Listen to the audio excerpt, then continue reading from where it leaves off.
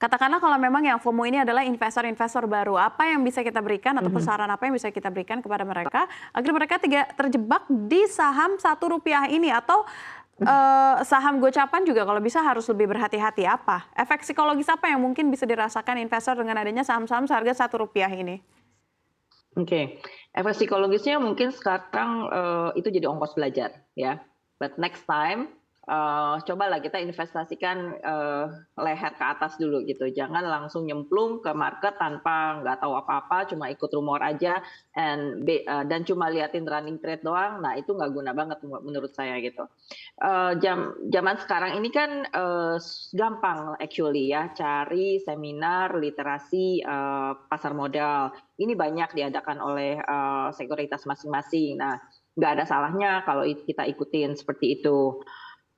Terus, secara logika ada alasannya ya kenapa saham itu mentok di harga terbawah yang diizinkan oleh bursa. Kalau dulu itu 50 ya kenapa dia mentok di 50 nggak bangkit-bangkit gitu. Udah semurah itu masa nggak ada yang mau beli. Nah, there must be some fundamental reasons, behind that ya kan.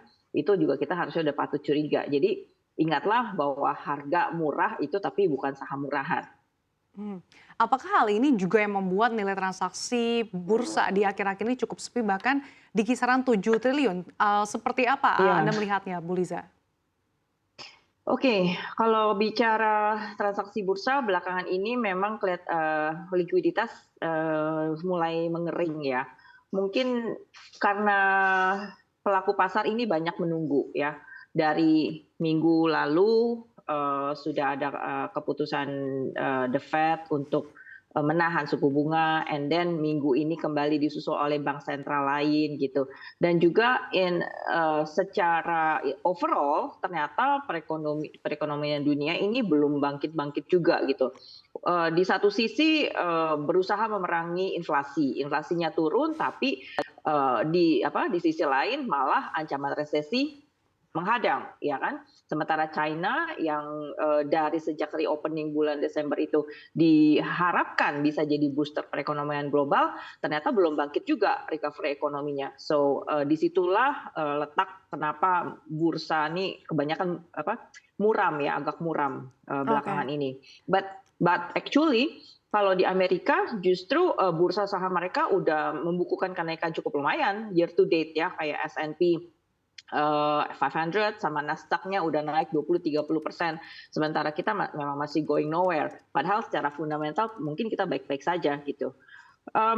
Ya intinya adalah, masih judul yang sama, tagar yang sama di sekitar stock market ini antara inflasi, kemudian suku bunga dan ancaman, perlambatan ekonomi alias Iya. resesi global ini ya masih menghantui lah. Iya, Cilisa, kalau misalkan berbicara tentang papan-papan ini, sebenarnya kan papan-papan ini nggak cuma satu ya, dengan emiten teknologi ada sekarang Mhm. beberapa papan untuk saham-saham yang bisa menyentuh Rp1.